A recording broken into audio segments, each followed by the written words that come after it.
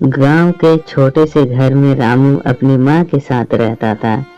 रामू गरीब था लेकिन बहुत मेहनती और ईमानदार लड़का था।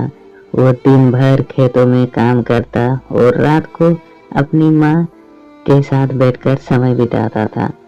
उसकी माँ बूढ़ी हो चुकी थी और बीमार भी रहती थी, फिर भी उसने कभी रामू से कोई शिकायत नहीं की।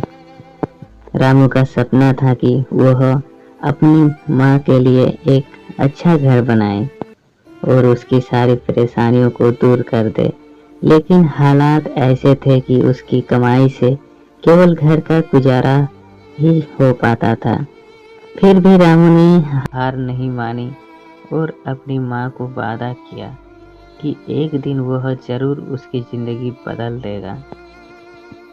एक दिन गांव में एक बड़ा प्रतियोगिता आयोजित की गई, जिसमें सबसे अच्छे किसान को पुरस्कार दिया जाने वाला था।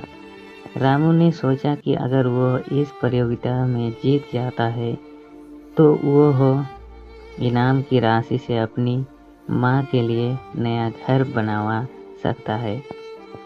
उसने दिन रात मेहनत की और अपनी फसल को सबसे बेहतर बनाने की कोशिश की। प्रतियोगिता का दिन आया।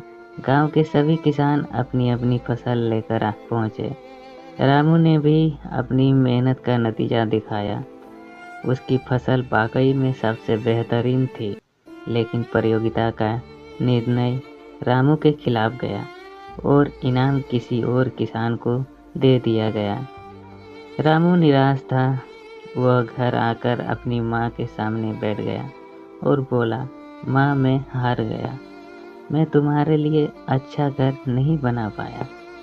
माँ ने रामू के सिर पर हाथ रखा और मुस्कुराते हुए कहा, बेटा, तुमने हार नहीं मानी, यही सबसे बड़ी जीत है। तुमने मेहनत और ईमानदारी से अपना काम किया और एक दिन तुम्हारे सपने जरूर पूरे होंगे। सफलता का रास्ता हमेशा सीधा नहीं होता, लेकिन मेहनत और सच्चाई से चलने वाले को मंजिल जरूर मिलती है। रामू ने माँ की बातों से प्रेरणा ली और अगले ही दिन से फिर से काम में जुट गया। धीरे धीरे उसकी मेहनत रंग लाई और वह अपने सपने को साकार करने में सफल हुआ।